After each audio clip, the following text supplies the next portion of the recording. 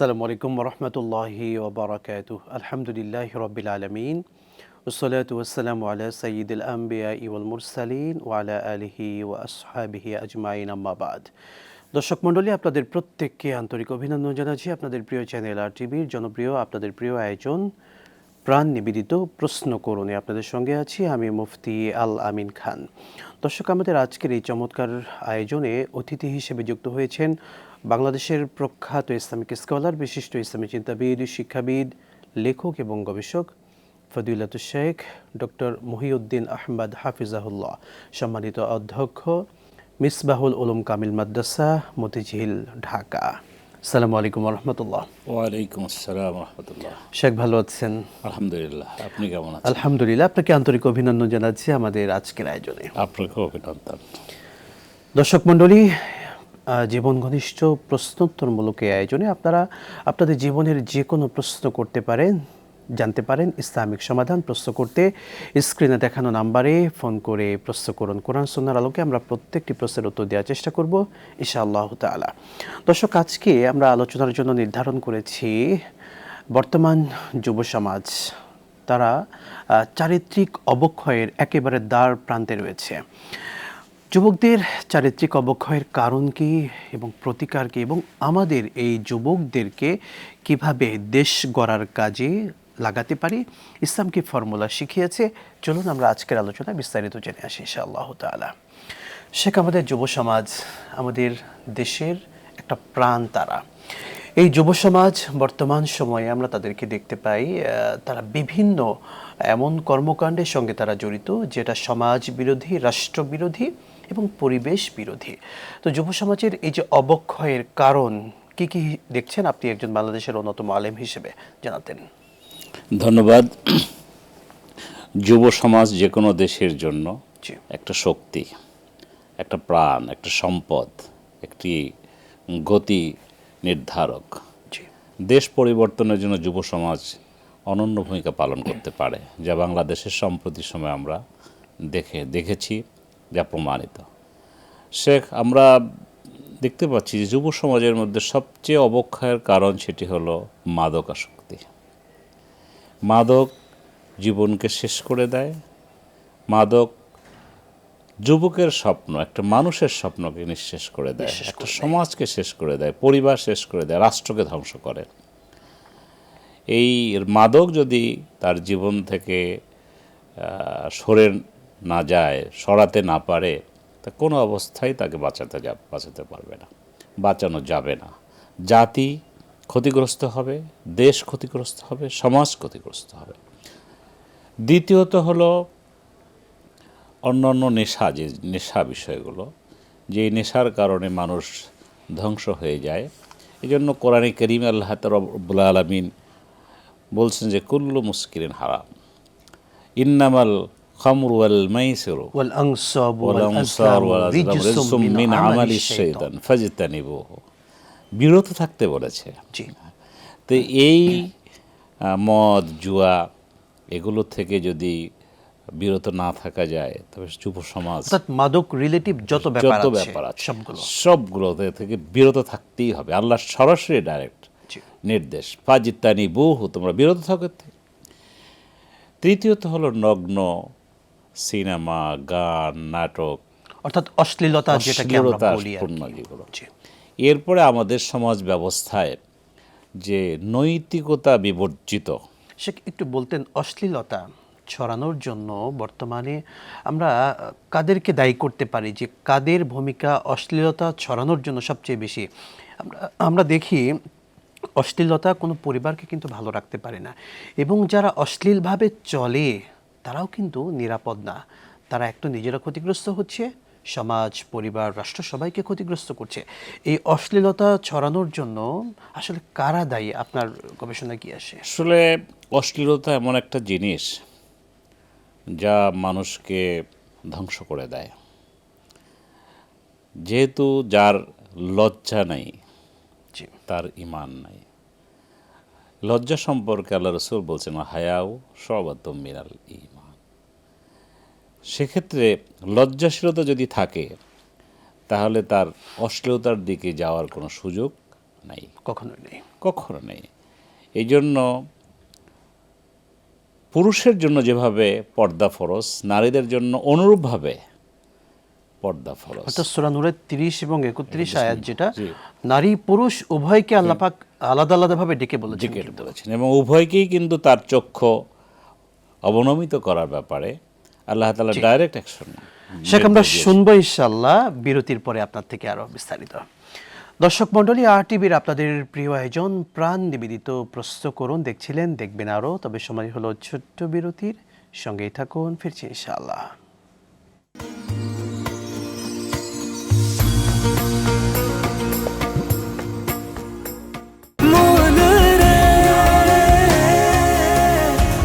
এভাবে ভরপুর বেঁচে থাকাটাই জীবন, আর জীবনের স্বাদের অনিবার্য সঙ্গী প্রাণ।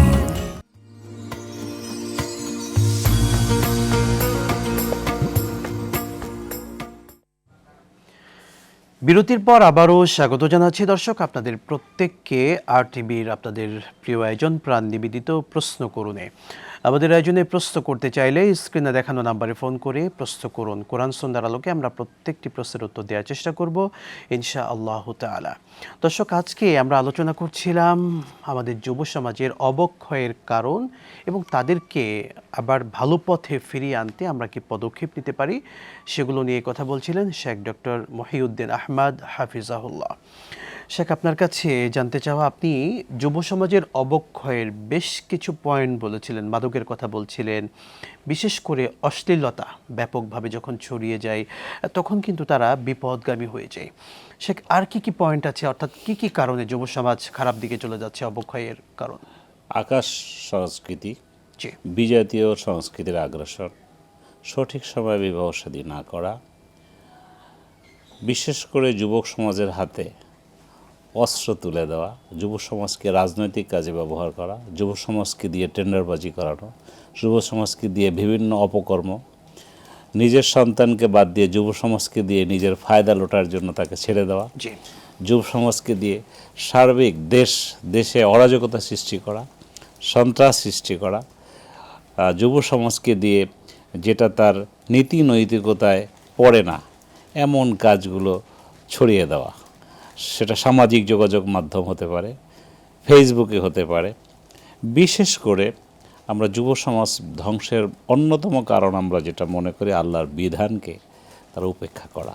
জি, বিশেষ করে উভয় এই বয়সে এই টিনএজ বয়সে তারা যখন পরস্পরের সাথে মেলামেশা করে, ওঠা বসা করে, চলাফেরা করে নির্দ্বিধায়, বিনা বাধায়, সেখানে একটা বড় ধরনের অপরাধ সৃষ্টি হয় নিজের অজান্তেই। এগুলো বন্ধ হলে যুব সমাজ রক্ষা পেতে পারে। তার অন্যতম চালিকা শক্তি হতে পারে রাষ্ট্রের পক্ষ থেকে এটার ব্যবস্থা গ্রহণ করা। তো যুব সমাজ যদি ভালো চিন্তা করে এবং যুব সমাজকে যদি সঠিকভাবে সঠিক সময় বিবাহ শাদী করানো যায়, তাহলে যুব সমাজ কিন্তু অনেক বিষয় থেকে সে বাঁচতে পারে। জি, জাযাকাল্লাহু খায়রান। শেখ, আমরা অনলাইনের একটি প্রশ্ন নিচ্ছি। একজন দর্শকের প্রশ্ন ছিল, জানাজা সালাতে সূরাতুল ফাতিহা পড়া আবশ্যক কিনা? কেউ কেউ বলছেন যে জানাজা সালাতে সূরা ফাতিহা পড়লে এটা পড়তেই হবে, আবার কেউ বলছেন পড়া লাগবে না। ইসলাম কি বলছে, একটু বুঝিয়ে বলতেন। জানাজার সালাতে এটা পড়া আবশ্যক নয়, জি, বরং কেউ কেউ সানা পড়ে। জি, তো একটি দৃষ্টিভঙ্গিতে এভাবে লা সালাতা ইল্লা বিফাতিহাতিল কিতাব, যদি জানাজা নামাজকে সালাত হিসেবে ধরা হয় তবে ফাতিহা ছাড়া যে নামাজ হবে না, সেক্ষেত্রে অনেকে এটা বিবেচনা করে নেয়। কিন্তু আমাদের সমাজে অধিকাংশ জায়গায়, অধিকাংশ ক্ষেত্রে অনেকেই সূরা ফাতিহা পড়ে না, সানা পড়ে জানাজা নামাজ শেষ করে। অর্থাৎ কেউ যদি চায় যে সূরা ফাতিহা পড়বেন, পড়তে পারেন। আপত্তি নেই। কেউ যদি চান যে সানা দিয়ে সূরা ফাতিহার পরিবর্তে সূরা সানা ইউজ করবেন, ব্যবহার করবেন, পড়বেন, এটাও কিন্তু বৈধ আছে। অর্থাৎ কোনো ইখতিলাফে এক্ষেত্রে না যাওয়া। জাযাকাল্লাহু খায়রান। আমরা আরেকটি প্রশ্ন নিচ্ছি শেখ, দাড়ি রাখার ক্ষেত্রে সুন্নাহ পদ্ধতি কি? কতটুকু পরিমাণ দাড়ি রাখা উচিত? এক মুষ্টি পরিমাণ বলা হয়েছে, জি, যে এক মুষ্টি পরিমাণ দাড়ি রাখা এটা সুন্নাত পদ্ধতি। বেশি হলে সে চেটে কেটে রাখতে পারে, কিন্তু বেশি হলে আবার অসুবিধাও আছে। অর্থাৎ আবার অনেক লম্বা করা যাবে না, লম্বা করা যাবে না। মার্জিত যেটা আছে মার্জিত যেটা সেটা। আছে সেই পর্যায়ে। কিন্তু শেখ, অনেকে ছোট দাড়ি রাখে, এটা কোরআন সুন্নাহ সম্মত হবে কিনা? এটা সুন্নাহ নির্দেশিত নয়, বরং রাসূল মকবুল সাল্লাল্লাহু আলাইহি ওয়াসাল্লাম সাল্লাল্লাহু আলাইহি ওয়াসাল্লাম যেভাবে নির্দেশনা দিয়েছে সেভাবে রাখাটাই উত্তম।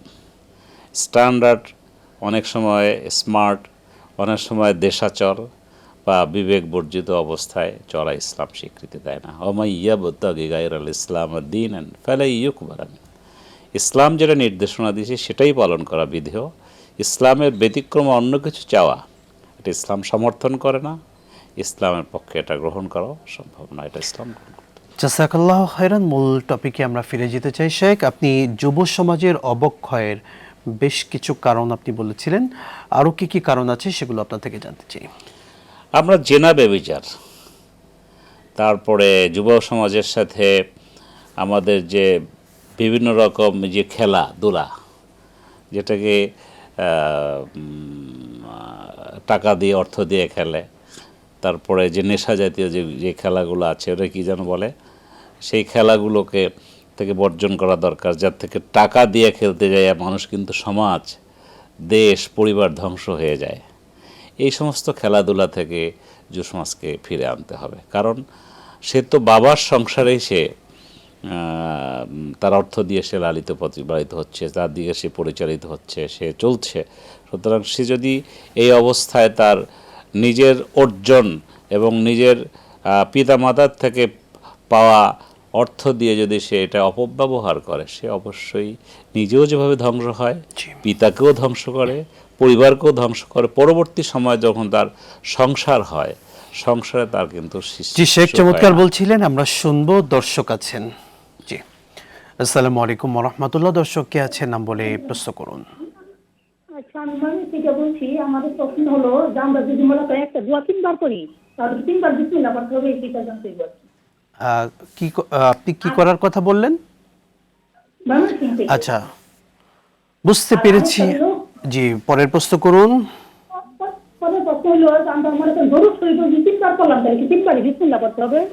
জি, বুঝতে পেরেছি। সঙ্গেই থাকুন। শেখ বোনের প্রশ্ন ছিল সূরা ইখলাস যদি তিনবার পড়েন কিংবা দরুদ শরীফ যদি তিনবার পড়েন, তিনবারের শুরুতেই কি তাকে বিসমিল্লাহ পড়তে হবে, নাকি একবার বিসমিল্লাহির রহমানির রহিম পড়লেই হক আদায় হয়ে যাবে?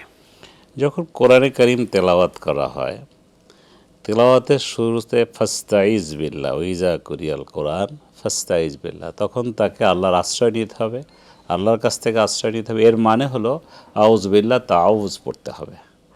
এটা হলো আল্লাহ তাআলার নির্দেশ। এরপরে আপনি প্রত্যেক সূরার পূর্বে বিসমিল্লাহ বারাকাতান পড়া ভালো। জি, জাযাকাল্লাহ। তবে যদি কেউ একবার পড়তে পারেন সেটাও কিন্তু আদায় হয়ে যাবে। শেখ, আমরা যুব সমাজের অবক্ষয়ের একটি কারণ, একটি বর্তমান সমাজের চিত্র আপনার কাছে জানতে চাই। অনেক সময় অনেক বাবা গ্রামগঞ্জে এমন হয়ে থাকে, বাবা মা সন্তান যে মাদকাসক্ত, মাদকের ব্যবসা করছে, বিভিন্ন ট্যাবলেট বা বিভিন্ন কিছুর, বাবা জানেন এবং বাবা গর্ব করে বলেন আমার ছেলেটা নিজে ব্যবসা করছে, ইনকাম করছে এবং তার আন্ডারে আরও 10 জনকে খাটাচ্ছে, ব্যবসা করাচ্ছে, অথচ সেই ব্যবসাটা হলো মাদক। বাবা মা প্রাউড ফিল করে বলেন, ইসলাম কি বলছে, সমাজের কি দায়িত্ব তাদেরকে? শেখ, আমরা জানবো ইনশাআল্লাহ বিরতির পরে আপনার থেকে বিস্তারিত। দর্শক মণ্ডলী, RTVর আপনাদের প্রিয় আয়োজন প্রাণ নিবেদিত প্রশ্ন করুন নিচে পর্যায়ে একটি ছোট্ট বিরতি, সঙ্গেই থাকুন, আবারও ফিরছি ইনশাআল্লাহ।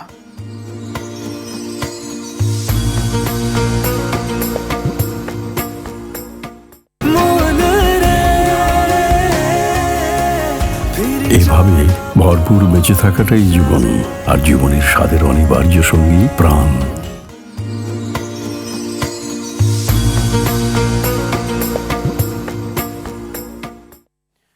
বিরতির পর আবারও স্বাগত জানাচ্ছি দর্শক আপনাদের প্রত্যেককে RTVর জনপ্রিয় ইসলামিক শো প্রাণ নিবেদিত প্রশ্ন করুনে। দর্শক, আজকে আমরা আলোচনা করছিলাম যুব সমাজের অবক্ষয়ের কারণ এবং প্রতিকার নিয়ে। আমাদের কাছে প্রশ্ন করতে চাইলে স্ক্রিনে দেখানো নাম্বারে ফোন করে প্রশ্ন করুন। একজন দর্শক যুক্ত আছেন, প্রথমেই আপনাকে নিচ্ছি। আসসালামু আলাইকুম, কে আছেন নাম বলে প্রশ্ন করুন। ওয়ালাইকুম আসসালাম। আমি সিরাজগঞ্জ থেকে মোতালেব হোসেন বলছিলাম। জি বলুন ভাই। হুজুর, সামনে রমজান মাস ইনশাল্লাহ আসছে, কিন্তু আমার হলো অ্যাজমা। আমি দিনে 3-4 বার ইনহেলার ব্যবহার করি, আর এই যে নাকের ড্রপ এন্ট্রাজল ব্যবহার করি। তো রোজা থেকে এইগুলো আমি ইউজ করতে পারবো কিনা? বুঝতে পেরেছি, সঙ্গেই থাকুন ইনশাআল্লাহ তাআলা। শেখ, আমরা প্রথমে এই প্রশ্নটির অ্যান্সারে নিচ্ছি। আপনি বুঝতে পেরেছেন সামনে যেহেতু রোজা, বা আমরা যখন নফল রোজাই রাখি, সেক্ষেত্রে ইনহেলার কিংবা তিনি যে কথাগুলো বললেন, এক্ষেত্রে কোনো প্রবলেম হবে কিনা? রোজা রাখার ক্ষেত্রে আমাদেরকে কিছু জিনিস থেকে বিরত থাকতে হয়, পানাহার, যৌনাচার, কদাচার থেকে। তো এক্ষেত্রে যেহেতু রোজা রাখার মধ্যে তাকে খাদ্য নিবারণ বিষয় জিনিস না, জি। এটা তার চিকিৎসাজনিত বিষয়, জি। সেক্ষেত্রে এটা ব্যবহার করে সে রোজা রাখতে পারবে। তো যদি তার এই বিষয়টি খাদ্যের নিবারণের ক্ষেত্রে, ক্ষুধার নিবারণের ক্ষেত্রে যদি এটা উপাদেয় বিষয় হয়, সেক্ষেত্রে না। আসলে ইনহেলার তো খাদ্য নিবারণ করছে না, এটা তার শারীরিক অসুস্থতার কারণে, এটা সেক্ষেত্রে কোনো প্রবলেম হবে না। আল্লামা কেরাম এই ব্যাপারে মতামত দিয়েছেন। জাযাকাল্লাহু খাইরান। শেখ, আমরা এর পূর্বে যে প্রশ্ন করেছিলাম, আমাদের সমাজে অনেক বাবা মা সন্তান মাদক ব্যবসা করছে, বাবা মা সেক্ষেত্রে প্রাউড ফিল করে। সেই বাবা মা তাদেরকে কি বলবেন, এবং সমাজের কি দায়িত্ব যদি আমার পাশে এমন হয়ে থাকে, বুঝিয়ে বলতেন। বিষয়টা যেহেতু নাজায়েজ, বিষয়টা যেহেতু অবৈধ, হারাম কাজ, সেটা হারামের ব্যবসা তো কখনো বৈধ হতে পারে না। এটা সর্বক্ষেত্রে বর্জনীয়, এবং আল্লাহ তাআলা সরাসরি মদকে, জুয়াকে হারাম করেছেন। সেখানে সেই ব্যবসাটা কি করে হবে? আল্লাহ বলে আহাল্লাল্লাহুল বাইয়া ওয়া হাররামার রিবা। এর মধ্যে সুদ যেভাবে হারাম, সেভাবে জুয়াটাও হারাম, সেভাবে মদ মাদক ব্যবসাও হারাম, মাদকটাও হারাম। তো এই ব্যবসাটা কখনো বৈধ হতে বাবা মা এটা কিভাবে করতে পারে? যে বাবা মার নীতি নৈতিকতা নাই, যে বাবা মার আল্লাহর উপর বিশ্বাস নাই, তাওয়াক্কুল নাই, খোদাবেদি নাই, সেই বাবা মাই শুধুমাত্র এর ব্যাপারে প্রাউড ফিল করতে পারে। সমাজের মানুষের কি দায়িত্ব রয়েছে? কি করবে সমাজের মানুষকে? প্রথমত বলা, তাকে জি বলা, এবং কঠোরভাবে বলা। মান রাআ মিনকুম মুনকারান ফালিয়ুগাইয়িরু বিয়াদিহি। সমাজের মানুষের দায়িত্ব এটা বন্ধ করতে হবে। এ যদি না পারে বিলিসানিহি, তার জবান দিয়ে করতে হবে। যদি না পায়, তার অন্তরে অন্তরে তার প্রতি ঘৃণা অবস্থান করতে হবে। তবে চেষ্টা করতে হবে তাকে বোঝানো, এবং না হলে আমাদের আইন তো আছে। নিঃসন্দেহে বাংলাদেশের আইনকে আমরা শ্রদ্ধা করি, আইনের শরণাপন্ন হয়ে হলেও সেটাকে বন্ধ করতে হবে। তবে এ ব্যাপারে রাষ্ট্রকে অগ্রণী ভূমিকা পালন করতে হবে, যে রাষ্ট্র যাতে করে এই খারাপ বর্জনীয় কাজগুলোকে, রাষ্ট্র সামগ্রিকভাবে যাতে করে যুব সমাজকে বাঁচানোর জন্য রাষ্ট্রের আইন করে এটাকে বন্ধ করা উচিত। খুবই চমৎকার বললেন, কিন্তু আফসোস একটু থেকে যায় অন্য কারণে। শেখ, আমাদের সমাজের অনেক দর্শক, এরই মধ্যে একজন দর্শক বলেছেন, আসলে অনেক প্রশাসনের অনেক ভাইয়েরা তাদেরকে ধরার পরে কিছু সময় পরেই তাদেরকে আবার ছেড়ে দিচ্ছে। অর্থাৎ পূর্বে যা ছিল সে ভেতর থেকে আসার পরে আরও বেশি ডেঞ্জারাস হয়ে যাচ্ছে। এক্ষেত্রে আসলে আমরা সমাজ কি ভূমিকা, শক্ত ভূমিকা কি নিলে এটা চিরতরে বন্ধ হবে? রাষ্ট্রকে ভূমিকা নিতে হবে আন্তরিকভাবে, রাষ্ট্রকে ভূমিকা নিতে হবে সঠিকভাবে।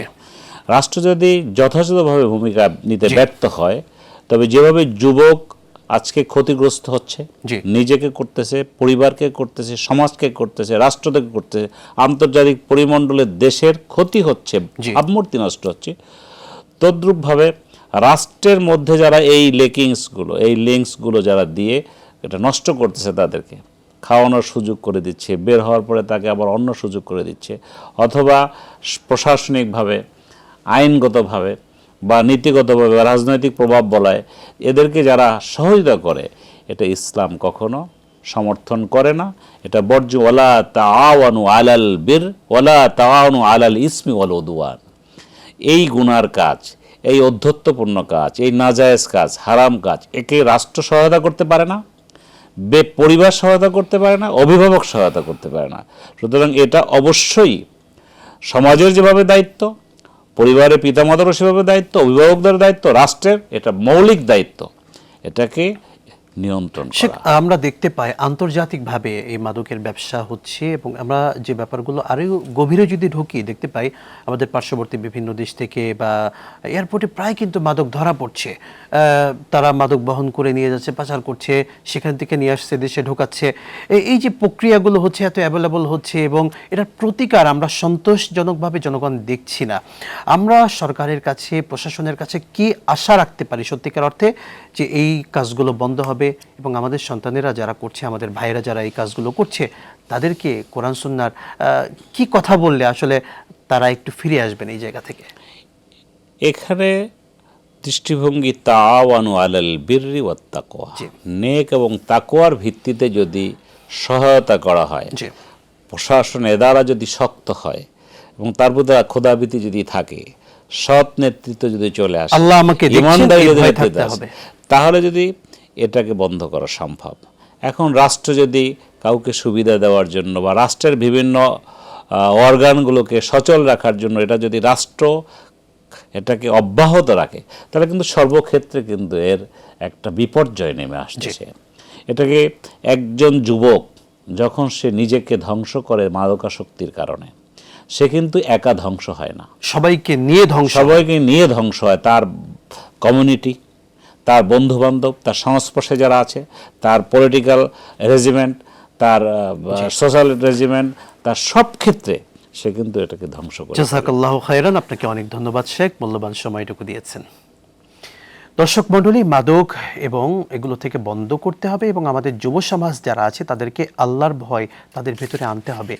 গুনার কাজ, অন্যায়ের কাজ করা যাবে না, সামাজিক অবক্ষয় হয় এমন টোটাল কাজ থেকে বেঁচে থাকতে হবে এবং সমাজ গড়ার কাজে, দেশ গড়ার কাজে, কল্যাণের কাজে নিজেদেরকে এগিয়ে যেতে হবে।